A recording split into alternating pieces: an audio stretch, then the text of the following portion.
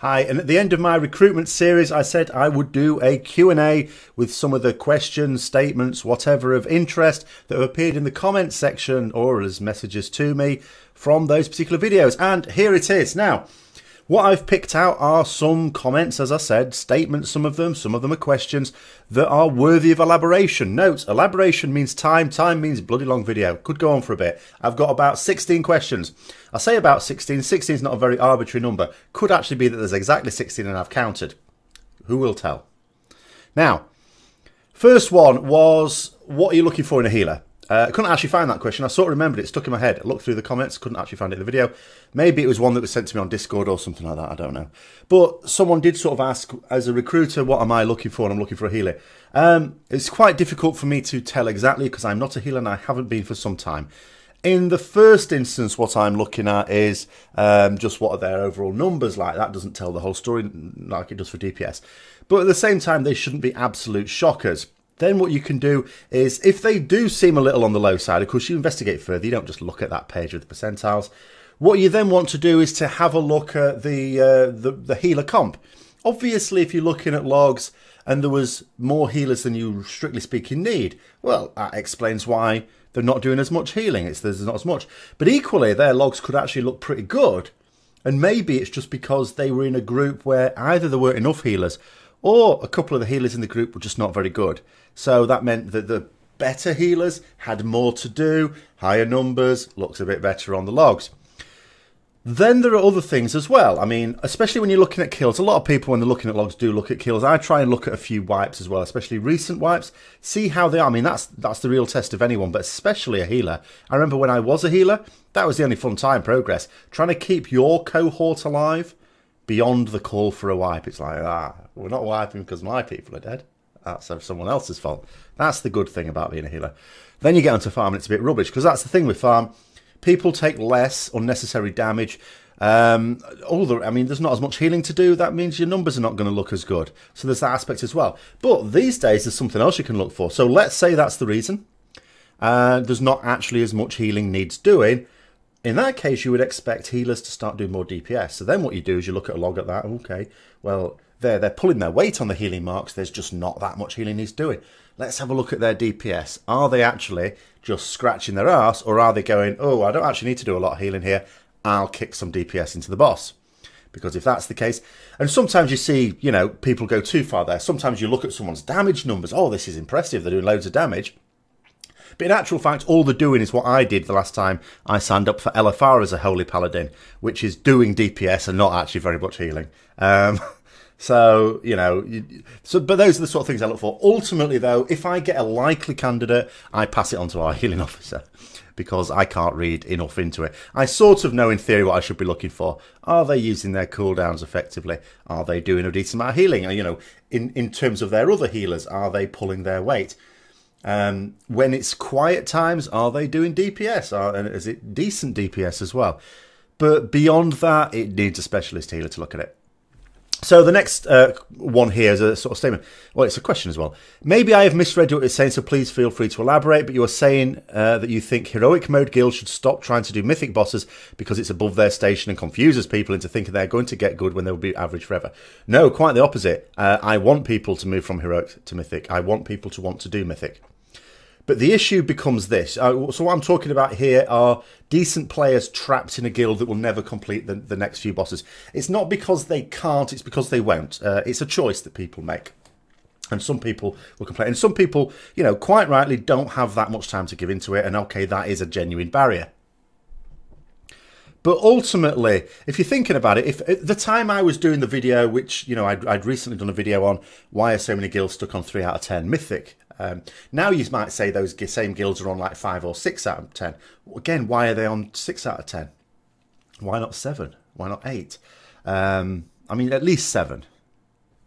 You know, because it's easier to push through now. We've got, you know, better gear, also better traits and all the rest of it. So why is this not possible? And it's simply because there are some people who play the game, and of course they've got every right to do this, but it's such a limited factor. They play the game without consciously trying to get better at it. How do you get better at anything? How do you get better at any skill? Go and be taught. You know, go and find guides.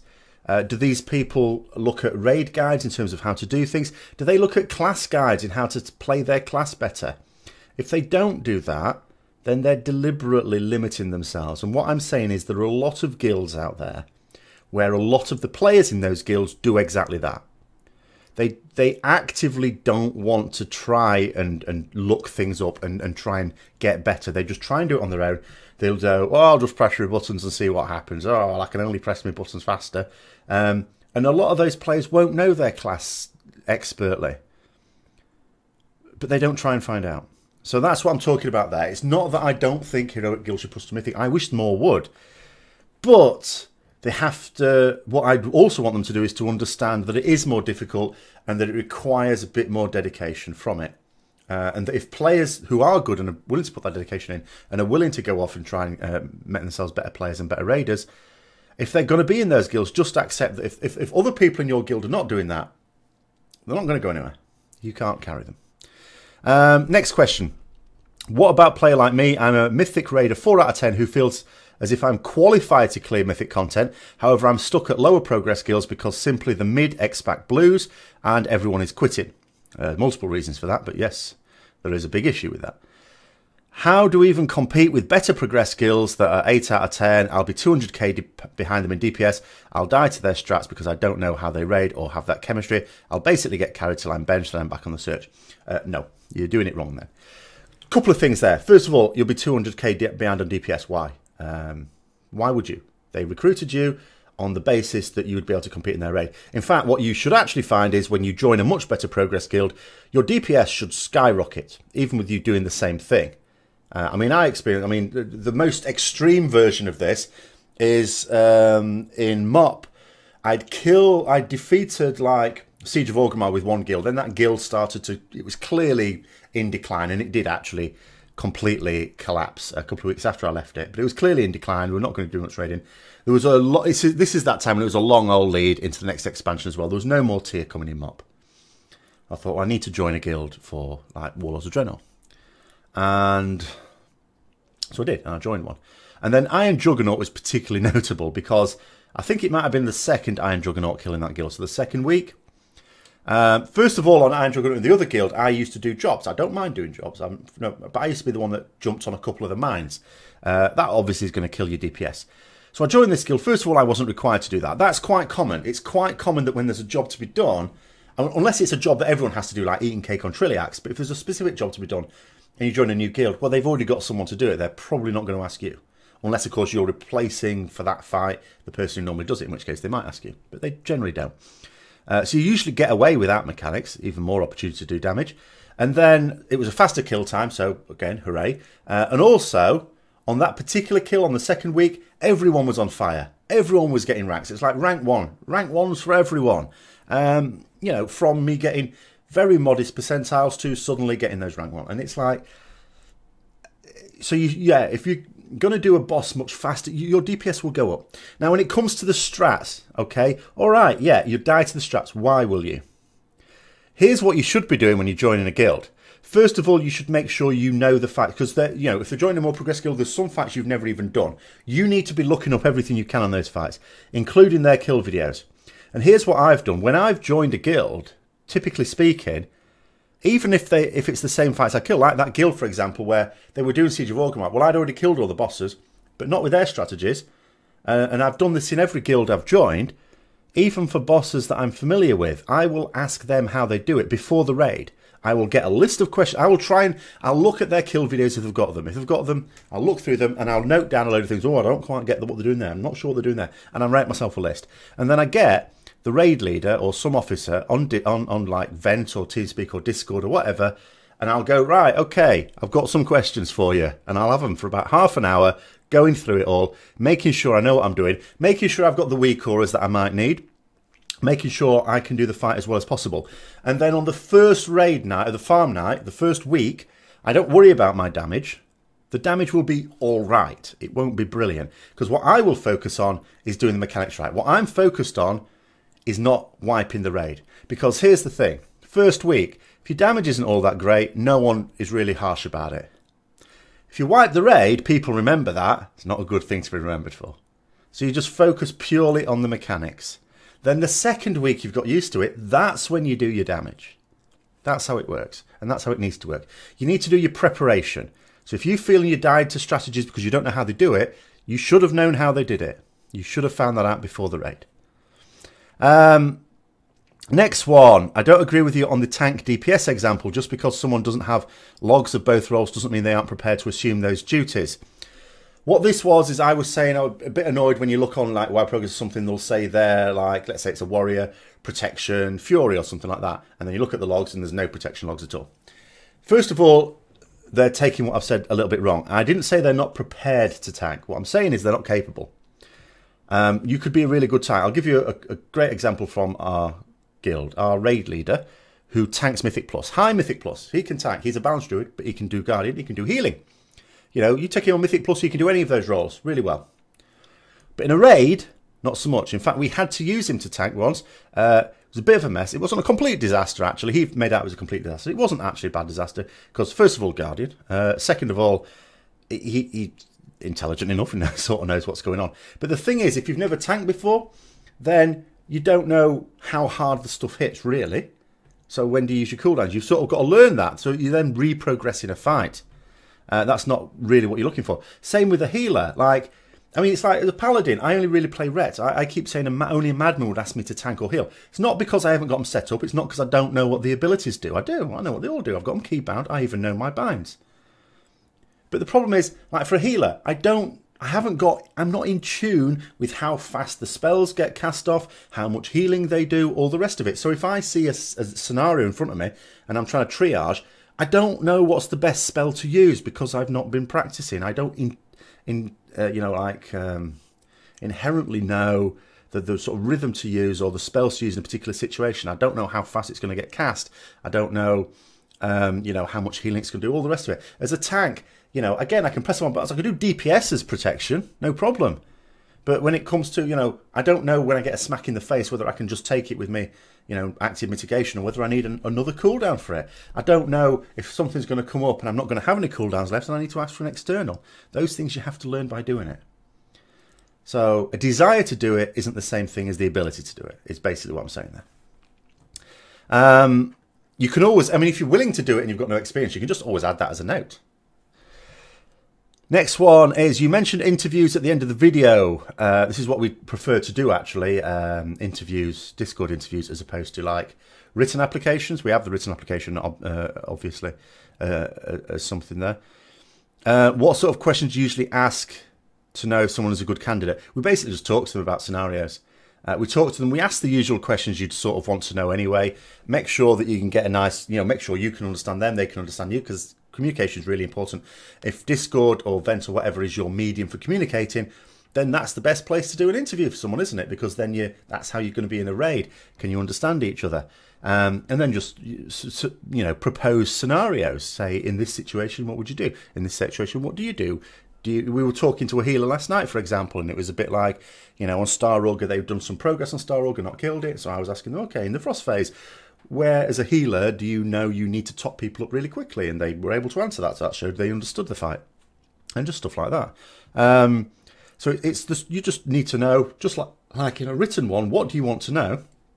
You just ask it there, except you don't just ask it as a boring list. You have an actual discussion and keep asking them if they've got questions as well. So it feels less like an interview, more like a discussion is the best way to do it, I think.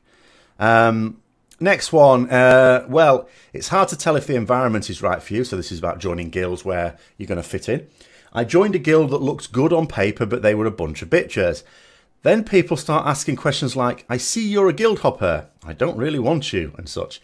But yeah, I'm not talking top end, just middle of the pack guild. So that's a bit mean. Well, first thing is, in terms of trying to find out, this is again where discussing with people is important. Also, if anyone streams in that guild, ask if anyone streams. Try and watch a stream.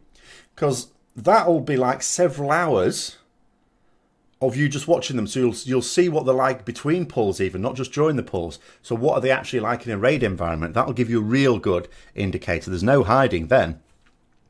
You'll probably even be able to see guild chat unless they cover it up. Sometimes they cover it up. But you will at least be able to hear what they're saying.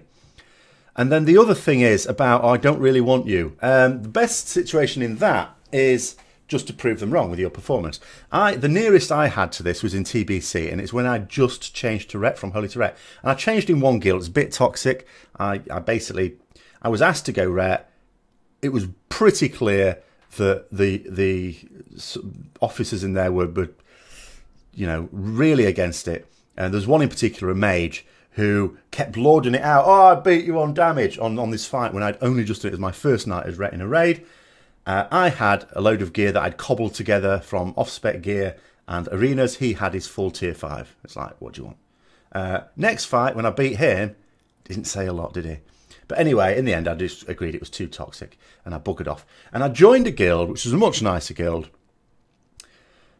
But it soon transpired that I was the first Ret in that guild. It probably wasn't unusual at the time. I'd just coming to the end of Black Temple. And I got the impression that not everyone was convinced when the leadership went out to find a Ret. But I didn't find this out before. I didn't have people whispering, we don't want you here.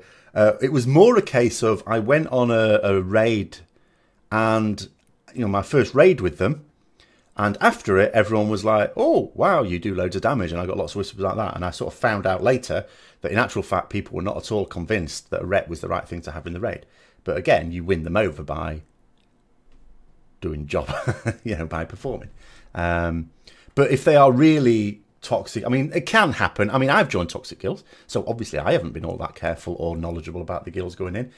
Sometimes it is difficult, like you say, especially if it's not on your realm. If it's on your realm, maybe you know someone who knows someone in it, or they have a reputation or something, although you can't always believe reputations. But yeah, watching streams is a really good way of trying to find out what they're like. Because like during the kill videos, sometimes people post the kill videos and it's got like the Discord stuff in the background, or Vent or TeamSpeak or whatever.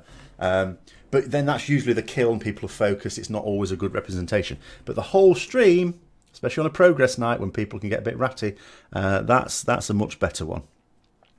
Next one, why does UI and screenshot matter? Literally everything is here in the logs.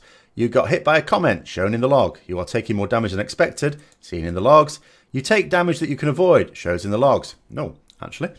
First of all, you get hit by a comment, shown in the log. Doesn't say why, doesn't say how, doesn't say if it's your fault. Maybe there are extenuating circumstances. All sorts of things there.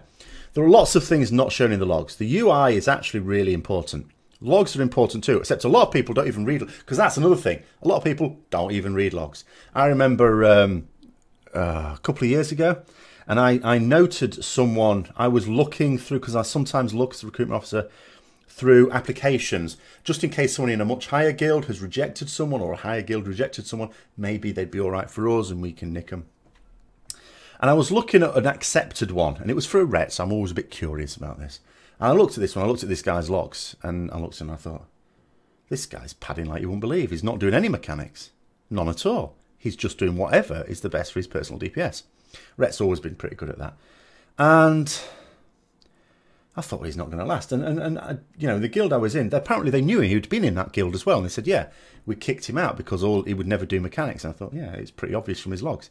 But this other guild, who were a decent guild till they collapsed, ironically, about a month after they took this Ret on, but I don't think it was anything to do with that, didn't see it. They didn't notice it. They just looked at the high numbers. Oh, oranges and purples, great.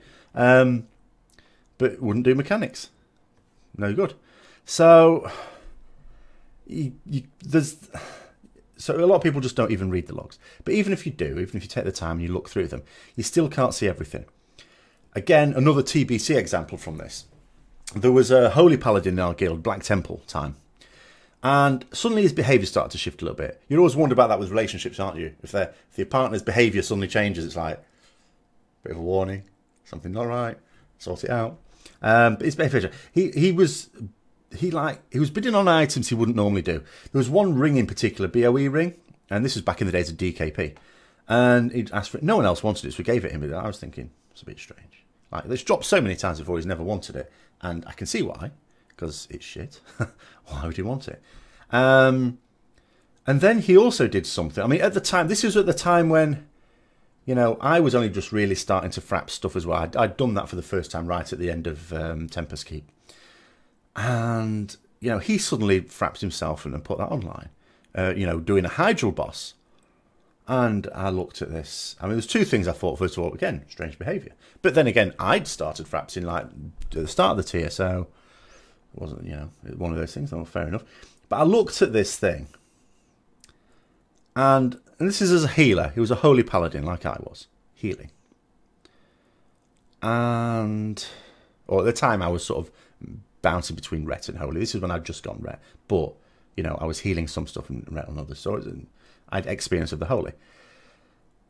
All he had for his frames was just a few people. He didn't have the whole raid. Now, at this time, like nowadays, the standard UI in a raid, you see all the raid frames. It's on the left-hand side. It's ugly. It's out the way. It's not really practical. But it is there. It wasn't there at the time. Like, if you were in a raid, you didn't really even know you were in a raid unless you opened the raid tab. You didn't see everyone's health bars or anything like that. You just saw your party frames. That was it. That was all you saw. So you needed add-ons to sort of get everyone else's in, which he had, which I had. But the only ones he ever put on his screen were like the ones he was healing. So you'd always be given like, you're sort of looking after these people, you're sort of looking after these people. It was your responsibility to make sure they didn't die. But it doesn't mean to say you couldn't heal other people as well. I mean, sometimes they're not in any danger. You heal other people, you help out. He didn't have anyone else to show him, so he had no idea about the state of the raid. There was no way in hell that he could help out. And you might think, oh, maybe he's got friendly nameplates. Well, you could see from the video he clearly didn't. He had no clue about 80% of the raid. This is something that became apparent from, well, in this case, a video, but a screenshot in raid. That sort of thing becomes apparent. But is that the reason we're doing it? No, because realistically, no one's going to be that stupid. I don't even believe it at the time. But the reason is sometimes you might look at someone's UI and think, well, it's no wonder they get killed by comments and stuff like that. They can't see anything. You know, they're all around the key part of the screen. Doesn't matter what you've got at the edges. I shove stuff out the edges. My UI is really ugly. But around the bit where I need to see my character, the important stuff, it's clear. Okay, I've got stuff immediately around it so that I can see my main notifications. But right around the character, I can see exactly. If I'm studying something, I can see it. If something's coming towards me, I can see it. And that's what you want. But if you've got someone who's just got shit everywhere and they can't possibly see their character, then you know they're going to miss a lot of stuff. And then it might explain why there's all this stuff happening. So that's the reason for the UI. Okay? It's not more important than the logs. The logs are still the most important source. But there are plenty of things that logs do not tell you. Next one, this is after I've talked about like application processes. And this is why most people, I think, can't be asked to play with guilds. What you're describing is more thorough investigation than most employers do.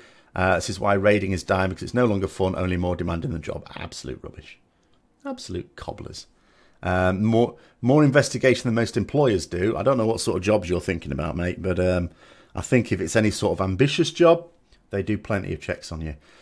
The other thing, they have to in my line of work, blimey. But the other thing is, again, about the application being demanding. No, it's not. It just requires thought. There are steps to go through. It doesn't take hours of your time. It takes half an hour to an hour. But you're talking about joining someone that you would like to be with them for months, maybe even years. I would say it's worth putting that time in. And it is certainly not as much time to put into a job. I can only imagine the sort of jobs they're thinking of is pushing trolleys around a supermarket, for which you just fill in a basic form and go to an interview where they just ask you, can you push trolleys around? But anyway. Next one, ranged DPS in general seem to be extremely difficult to recruit this tier. There are more melee classes in the game now, more than ever. A ranged DPS class has never been added to the game, and in fact one spec, survival, was turned from ranged into melee. Not that it's a popular spec. It is a bloody good spec though. The only reason survival isn't popular is because all the hunters have basically probably been warned off going into melee. It's like, why would I want to go into that shit show? There's already loads of melee. I mean, we sometimes on fights like Star Augur have to bench decent melee players to make sure we've got enough ranging, because there's only so much room around the bloody boss. On Mythic anyway, it's not a problem on Heroic. But yeah, I mean, well, that's a statement, and it's perfectly true. I did a video on that beforehand. It is the situation that of the 12 classes, 6 of them can only be melee. As DPS, they can only be melee. 3 of them, you get a choice between melee and ranged. And then the other 3 can only be ranged. The clothies. So basically 3/4 of all the classes, 9 classes, have the option of being a melee DPS. 6 of them have to be. So if you assume roughly equal numbers of people playing each of these classes, and Blizzard seem to, then you're obviously going to have a hell of a lot more melee than range. And if you want a balance of roughly even numbers of melee and range, that means you will probably have better quality melee players because they're more plentiful than range players. But also, in general, I'm not taking a pop at our range players. They're very good. But also, you end up with a situation where you can be a really good player, but of a plentiful class, and you struggle to get recruited. You struggle to find guilds. You know, it's bad. It's bad organisation. But yeah, there's nothing really to add to that other than to agree wholeheartedly. Question: if you know someone is only ever going to pass around 60 to 70%, but can do mechanics and whatnot, fine, do you take them? Also, do you take them over a slow learning 90 to 95%? Yeah, because the one at 90 to 95% probably isn't a slow learner. They're probably the one going, I'm going to do my max DPS here, and then the whole thing goes tits up. I'll give you an example. On Elisan, for example, we just killed that on Mythic. So there's a situation there where we drag the boss to near the blue ad, and then we have the red ad as well. We want them both to die at a particular point. Like at a point in a second. We don't want the blue ad to die until we see the rings. We also don't want the red ad to die until the blue ad dies. The reason is that if we kill the blue ad too early, then the bubble that forms won't be there for the third set of rings coming through and we'll die. Second, or we have to move around and kill another blue ad, but that's just unnecessary movement and extra damage being done. The red ad, we don't want that to die immediately, because if it dies too soon, then the speedy bubble that forms, when we need to get our second application of it, the ranged are out, taking out their singularities, they don't get back in time. So they lose a load of DPS. So we need control of that. Second phase, different matter, but in the first phase, control. So if you've got someone who's just going to do max cleave DPS, obviously the stuff's going to die too quickly, you're all going to wipe. Now what some people do is they'll keep doing that. They will just keep doing it, and they'll wait, they'll play chicken, they will just wait for the raid lead to shout enough times and for everyone else to go, all right, we'll just single target then. But they will still cleave, because they will keep thinking to themselves, and sometimes they'll be right, we can afford one person to do max cleave. And that's what they're looking for. So they're not necessarily slow, they're just, I wouldn't even call it crafty because it's fairly blatant, but that's what some people do. But you would absolutely, 60 to 70% percentiles, that's more than enough to kill a boss. When you're killing a boss for the first time, you don't have everyone on that. By definition, even like 1 percentile, the 1% has killed it. Obviously, they probably died and did no damage, so, you know, but do you know what I mean? The percentiles don't cover the people who don't kill the boss. It's only for kills. You don't need high percentiles to kill a boss. It's nice, but you don't need them. So all you're doing is choosing between someone who can do mechanics and someone who can't. You always choose the one who can do mechanics. Always. Assuming the mechanics can't be ignored. Like if it's sometimes normal and heroic, maybe with gear, you can ignore a lot of those mechanics. But Mythic, not really. Next one. What sort of advice would you give to someone who's never really pushed raiding but wants to start? And they sort of elaborated that means occasionally running LFR and a bit of normal pushing from that point onwards. First of all, I'm bringing out a bit of a series for people specifically for that who want to start thinking about getting into some higher level of raiding than they've been used to for Tomb of Sargeras. But the most important piece of advice I would give in addition to that is to learn your class really well. Because in Mythic raiding, what we accept is, and you might not be interested in Mythic, you might just want to do Heroic, but the same thing still applies. We expect people in Mythic actually to be able to play their class really well. Because you will, in order to focus on mechanics, you can't be focusing on playing your class well. I'm not saying you will never make mistakes. You wouldn't. Some people play like robots, they're really impressive. Most of us don't. We'll make the odd mistake, but it won't be many of them. Because without even thinking, we can play our class and position our class to do best damage and stuff like that, so we can fully focus on the mechanics. That's essentially what you want to do. So make sure you can play your class. Make sure you know it perfectly. That's not the same as being able to play it perfectly. I can't play it perfectly. But when I make a mistake, I can spot it when I watch myself back. I know where I've made the mistake because I understand it all. And that's what you need to be able to do. Make sure you understand it. And make sure you understand it for all the specs of your class for that role. So if you're Warlock, you should be able to play all 3 specs. I'm not saying they'll all be at the same level. I'm not saying keep all the artifacts at the same level. But if you have to jump ship, at least make sure that you can. But that's the most important thing. The other stuff will sort of come from there. But if you can play your class really well, because it gives you more time to be able to focus on the other stuff, and you'll stand out there as well. And as I say, there's a whole series of videos coming out over the next 5 weeks, 5 or 6 weeks on stuff specifically for that. Next one, I will add my 2 cents. Range don't have constant DPS. Movement kills most range, where all melee are 24/7 damage regardless of movement. This is your apples and pears, isn't it? Ranged always see the grass is always green on the other side. So melee are always bitching about ranged, and range are always bitching how easy it is for melee. There's 2 sides to it. Yes, it is perfectly true. If the boss is being moved slowly and steadily, then we do not lose damage. We can move with it and not lose any damage. But if the boss is moved jerkily, if it's like moves a little bit and then suddenly wangs over there, that's actually a pain in the arse for melee, because most melee will lose a lot of damage from that, and especially if that's happening like at the start of Elisand, for example, and you've got your cooldowns going. Whereas range can position themselves between where the boss is and where it's going, and probably be in range all the way along that path and not lose any damage. So it's not always as clear cut as it sounds. The other thing is, when it comes to target switching across the room, range can just go switch without actually moving. Melee have to race across the room and then maybe race back. Same thing if there's any effects you have to move out of, sort of get away, so you can't actually do any DPS at all. Some fights have those sort of things in it. Again, not as punishing for range. But on the other side, unless you're a Beastmaster Hunter, for range, yes, movement is generally quite punishing. But as I say, it's apples and pears, swings and roundabouts, whatever you want to call it. There are advantages to both. Like, we're on Gul'dan at the moment, and blimey, are the ranged bitching about that, because they're constantly moving. Okay?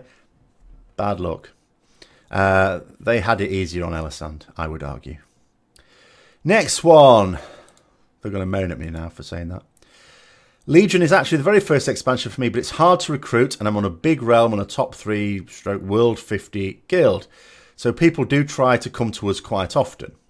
It's hard because I had to change my recruiting habits. In WoD, for example, 3 of my top raiders were older players that were out of the game for years, and I basically found them stuck on LFR with no friends, nobody to raid with, offered them a chance to slowly gear up in our alt raid and prove themselves. Good method. This was a good method, well, you said so yourself. I agree. To test and acquire players. In comparison to the old, I am only recruiting experienced and geared guys. I simply focused on players that were enthusiastic and willing to dedicate a lot to improve and get back into shape instead of jaded career raiders.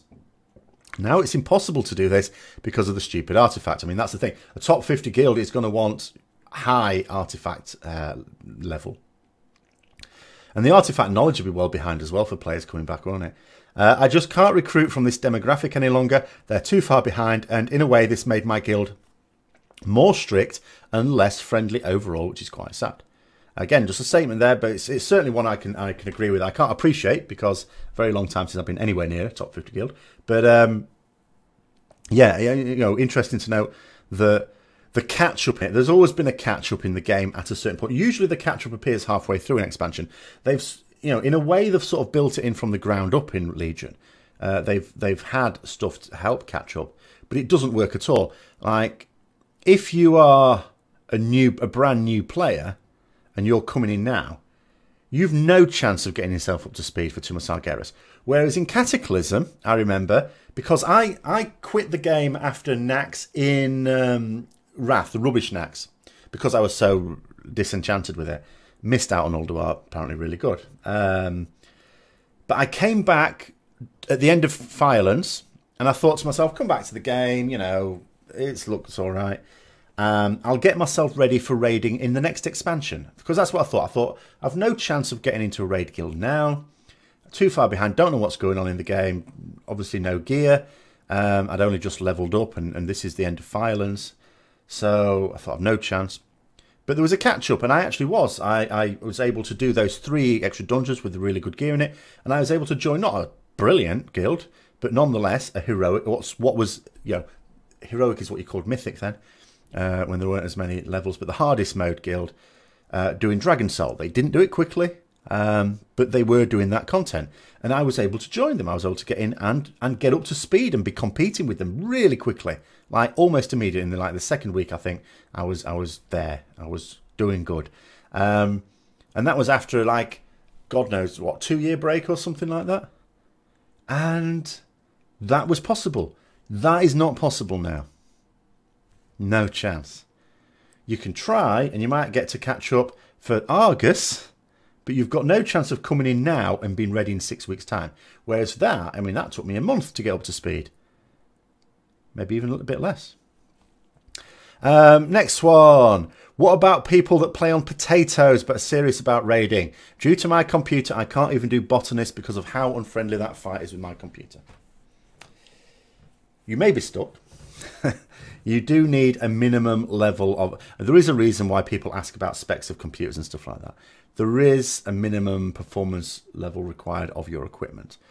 It is sometimes possible. World of Warcraft is actually pretty good. In fact, the reason I came back to World of Warcraft, speaking just there about in Cataclysm, was because I had a graphics card meltdown, couldn't afford to replace it, so I had to go for a cheaper one. And I was playing Warhammer Online at the time. That wouldn't run. Couldn't run it. World of Warcraft I could run, and even raiding it works pretty well. So I think World of Warcraft has always been pretty good for that. But there are things, I mean, what you want to do is probably turn a lot of settings down. Go into your graphics settings, turn down what you can. You're still obviously going to need to see spell effects, but you don't have to see them in great detail. If it's possible for you to see the spell effects clearly enough to be able to avoid bad ones and see the good ones you need to get into, not that there's any good ones on Botanist. Well, I suppose Call of the Night if you're ranged. Then, not that it's a good one, but you need to get into it anyway. Then that might help. If it doesn't, if your computer's just really bad, it's just, you are stuck. I mean, you are limited by your equipment. That's unfortunately part of it. You need good equipment. Next one, old WoW vet here. I haven't been able to find a nice guild this whole expansion. Most guilds these days barely have people online outside raids. Also, VoIP activity is by far not as the old days. I love active VoIP guilds, sadly can't find any. So you must be an old WoW vet. Certainly in vanilla and perhaps TBC. Yes, it was, I mean, from my own experience, quite common. You'd just log on and then put the old headphones on and you'd be on like TeamSpeak or whatever event and just be chatting to people while you were doing stuff. It does sit, but I sometimes wonder if that's just because it was 40-man raiding and there were just so many people there that there was a pretty good chance that a dozen or so would happen to be on there talking. Like, I could go on Discord now and there will be some people on it. It's Friday evening. There will be a few people on it, but there won't be loads. But there will be people online. There's generally a few people online in our guild. But yeah, I think it is probably true these days, but I don't think it's just for Legion. I think this has been happening for the last probably 8 years or so, where people don't, you get a lot of raid login and you get, most people don't go into voice comms unless there's a raid or these days a Mythic Plus dungeon. It does seem less sociable, but I liken that to the much shorter raids. Like when it was 40-man, you used to be able to carry loads of people. You could have a really good raid team and carry 5 to 10 people easy.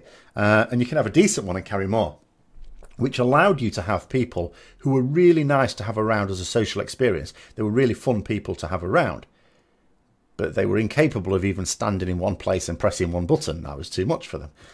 So you couldn't rely on them.